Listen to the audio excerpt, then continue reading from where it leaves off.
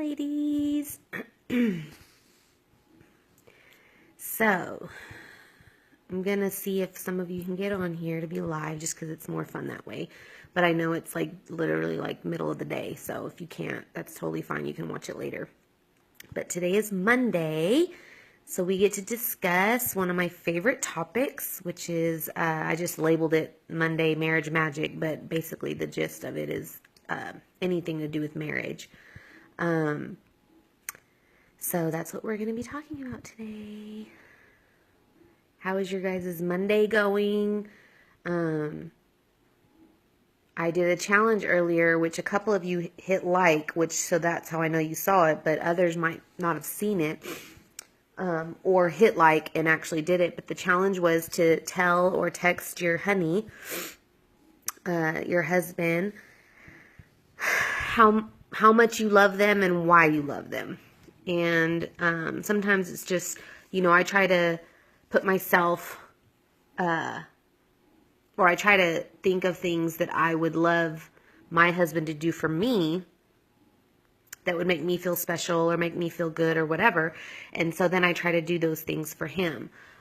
He's not necessarily, into every single thing that I'm into, but I mean, who doesn't love an encouraging word? Who doesn't want to know how important they are to somebody? And so I do those kinds of things regularly, just as I reflect. And I reflect a lot on our lives and how far we've come from where we've come from. And so whenever I start reflecting on those kinds of things, I just am constantly reminded of how good of a husband I have, and I want him to know it.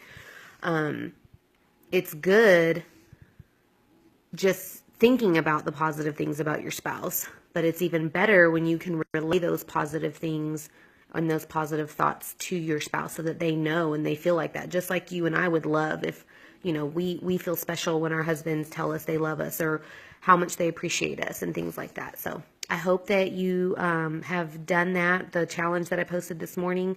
And even if you haven't, it's not too late, never too late. So that's just a little tip.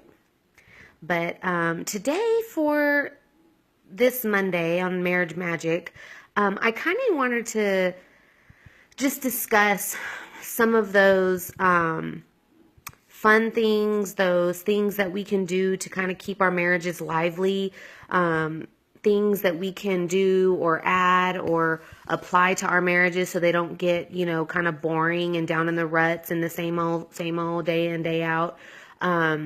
Sometimes you got to throw a wrench into things and to just stop and reflect on, okay, as husband and wife, is this what we pictured? Is this, say, if you're newlyweds, if you've been married for 5 years, 10 years, 20 years, whatever, sometimes it's nice to sit there and think like, okay, are we where I wanted? Is this how I wanted our marriage to be at 5 years? Or my husband and I will be 18 years in April, or 30 years. Some of you have been married a lot longer than I have. And so sometimes it's good to just stop and kind of reflect of, is this where, or is this how I saw us being at this point in our marriage? And if it's not, do something about it. Hey, Christy.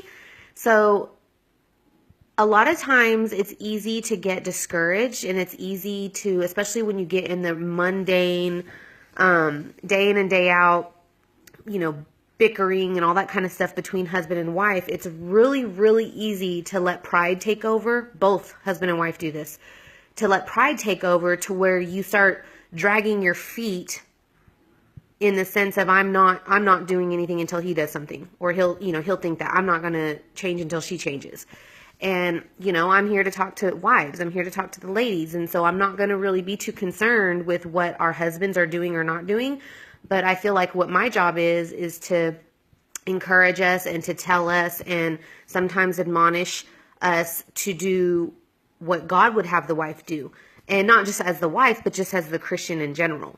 And it's not always easy. In fact, usually it's not easy. But whenever we adhere to the ways of God, it is so amazing to me how God can take something that's ugly and broken and maybe abused and, just falling apart.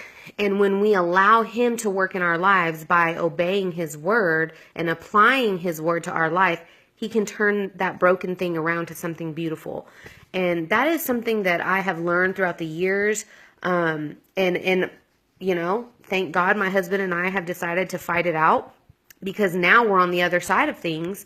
When they looked really, really bad in the beginning, now we're on the other side because we stuck it out, not just dragging our feet, but trying to work at it to where now we get to experience the beauty and the pleasure that God meant for us to have in our marriage.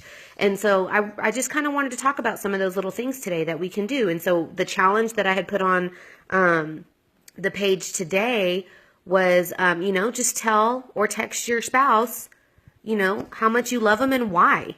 Sometimes it's easy to say I love you, but sometimes it obviously takes a little bit more thought when you're thinking, okay, why do I love this man? And so, whether it's because they're a hard worker, whether it's because they're compassionate, whether it's because they know how to make you laugh, whether it's they're an amazing father, whatever, a servant, always willing to help others, selfless, I don't know, a good provider. I mean, there's just so many different things that you would have to think about for your spouse that you could tell him why you love him. He makes you feel loved. He makes you feel appreciated. There's just so many different things. And so I just wanted to challenge us to let our husbands know not only that we do love them, but why we love them. And so in a little, text message, or if you were with them at the time, to tell them face to face. But some other things that I wanted to encourage us to do is, and we kind of discussed some of these on one of the posts weeks and weeks ago, and I thought, that I would bring them back, but how to kind of liven up the marriage and get out of that rut, get out of that mundane day in and day out routine of, get up, you see him off to work, or he sees you off to work, you're getting the kids ready for school, and then you're rushing home from work and you're getting dinner ready, and then you have to do homework with the kids, and then you're trying to get them bathed and in bed, and you two are too exhausted to even appreciate in each other's company. And so one of the things that I thought was a good idea was, if you make your husband's lunch, to put a little note in there. And if you don't make his lunch for him. I mean, that is something that's really not hard, and it's even something that you could do in the evening to where, you put it in the fridge and he has it in the morning. I do make my husband's lunch, but I have in the past years ago, but I have not done it recently, of just putting a little love note in there. And, it can be something as sweet as I love you, I hope you have a great day. And it can be something as hot as I can't wait for you to get home tonight. You could put whatever you want in there, but I promise you, whatever little note you put in there is going to put a smile on his face, and he's going to feel those butterflies for you that maybe he hasn't felt in a long time, because you went out of your way to do something that you wouldn't have normally done. Another thing that you can do is, just, sending little text messages throughout the day that just to let him know that you're thinking about him.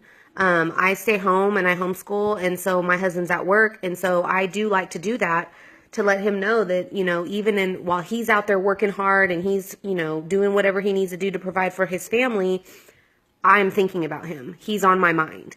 And it's never like a big deal for him. I mean, I'm sure it makes him feel good, but it's not like he stops what he's doing and he calls me and he's like, thank you, babe, so much for, he's just like, he'll just put like, LOL, thank you. It's nothing big, but I know that makes him feel special. Who doesn't want to know that they're being thought about by the person they love? The other things, I've mentioned this in some of the other Monday Marriage Magic videos, is set up a date night. Seriously, y'all, you guys have got to get with your husbands alone when you're not exhausted. Without the kids, without the interruption of everyday life, and just do something. My husband's birthday is coming up in the beginning of March, and so I actually just booked, I wanted to do something nice for us, for him, but for just him and I, for his birthday. And so I booked a one-night hotel stay at the Woodlands Resort. Never been there. I'm new to Texas. I hope it's nice. and then we're going to get full body massages. But you don't have to wait for his birthday to do that. You know what I mean? Sorry, my daughter's texting. I've done that for us before when it wasn't for an event, because he used to be in the oil field where he traveled a lot. He's still in the oil field, but he comes home every night. But he used to travel a lot, and so I didn't see him a lot. And so whenever I knew that he was going to have some time off, I would just schedule, not even a weekend getaway, just a Friday night into Saturday where we could just go to dinner, go to a movie, do whatever, and then go to the hotel. I had a babysitter set up for the kids, and him and I just got to go to the hotel and just be together by ourselves without worrying about anything. Got to sleep in without, this is back when he worked like that. It was when the kids were little. So getting to sleep in, without the kids interrupting and waking you up. I would even get the later checkout, from the hotel so that we could stay a little bit longer. And it doesn't have to be super expensive. There's hotels that are not that expensive. But the whole idea is to just get away from everyday routine life as husband and wife and do something special just for the two of you. Why? Because you feel like your marriage and your relationship together is special. So it's one thing to say it, and it's another thing to do it. And so those are just some ideas that we can do to kind of spicing things up, and ladies, I'm going to tell you right now, in the bedroom, you need to communicate with your husbands. I promise you there's no man out there that goes to the marriage bed thinking, I don't want to please my wife. Like, no husband thinks that. Like, a man finds pride and manliness in the fact that he's able to please his wife. I'm going to tell you that right now, and I'm not going to get too graphic here, but women, we have got a job to do, and that is communicate with our spouses. If we are not happy in the marriage bed, we're not being satisfied in the marriage bed, he has to know that. Not in the way like, oh, you're just a bad lover. Like, you're not saying that. But if whatever he's doing or not doing, just let him know, hey, why don't you do this? Or, hey, why don't you do that? They would love that. They want to know how to please you. So that's just, I can save that whole topic for a whole nother lesson by itself. But I definitely wanted to throw that in there, is that your husband is not, his motive in life is to not please you in the bedroom. So sometimes us women are a little complicated.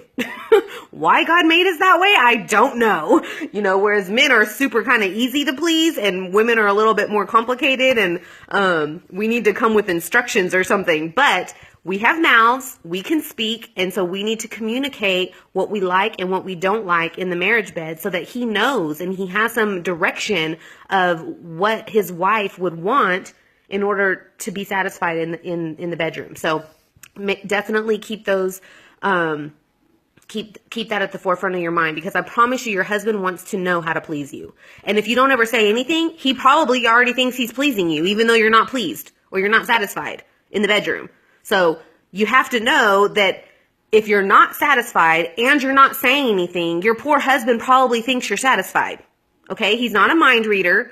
He's obviously satisfied if he's getting what he wants, and you didn't say anything. So he's just by default going to think, oh, we're both happy. So if you're not happy in that area, or you're not being sexually satisfied, then you need to let him know. And it doesn't have to be a big old sit down, conversation. Just in the midst of it, when he's doing something that you don't like or that you want it to be somewhere else, then you just tell him, or shoot, move his hand where you want it. So, there's just things like that us women can do to liven up our marriages. We do have a lot of control, ladies, but a lot of it is us just doing tiny things. They're not even hard. All the stuff that us women do and all the things that we're capable of juggling, throwing a little note, or, sending a couple text messages, or, sending little hints here and there. That's not difficult for us. We just have to do it and stop sitting on our hands thinking that our husbands should just know. Like, we shouldn't have to say it. They are not mind readers, and neither are we. So we can't expect them to do something that we're not even capable of doing. But I hope that encourages you, ladies. I hope that you will apply some of these things, because there is nothing worse than being in a marriage that just sucks. And I know a lot of people we were at one time. Our marriage has not always been the way it is now. And I know we're going to have more ups and downs, like in the long run. because that's just life, and that's just, marriage is hard work, especially having a good marriage is really hard work. But the reward is so worth it. So if you're just feeling kind of like, maybe not even that you have a bad marriage, but that maybe your marriage is just kind of boring, do some of these things to liven it up. It doesn't have to be some spectacular event, just little things. And I hope you ladies do them, and I hope they work. And, I love you ladies, and God loves you. And I just pray that you turn to him in the things that you're, wanting to better about yourself and better about your marriage, and definitely go to God in prayer about your husband. So I hope you all ladies have a great rest of your Monday, and I hope to be back with you guys tomorrow for Tots and Teens on Tuesday, Lord willing. And be sure that everything we do to the glory of God. Talk to y'all later. Bye.